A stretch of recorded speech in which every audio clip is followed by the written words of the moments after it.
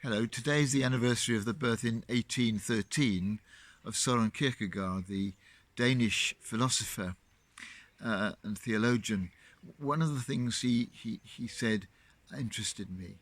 If I were to wish for anything, I would not wish for wealth or power, but for a passionate sense of the potential, for the eye which sees the possible.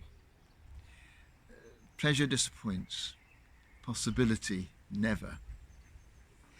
I was particularly interested in this because I've been wrestling since Easter with trying to preach about the hope that the resurrection brings in a world which seems so full of despair. It's been very hard to preach about possibility, about seeing what's possible, even with the message of Easter to rely on.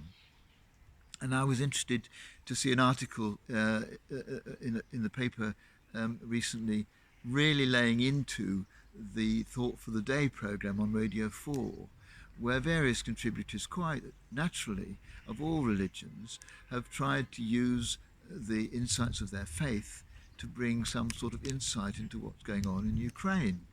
And the article was really saying that the responses were all very trite, that they were not sufficiently taking into account the agony that country was going through, that they were really, really inadequate. And I think it is sometimes very difficult as we look around us at the world to see possibility, to have what Kierkegaard calls a passionate sense of the potential. That somehow, out of all the worries of war and cost of living, price,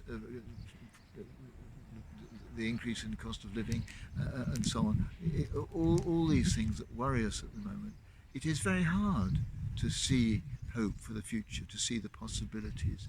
But I'm going to go on doing it because whether you're a Christian and have resurrection belief behind you or not, I think there is a sense in which life seems to recover.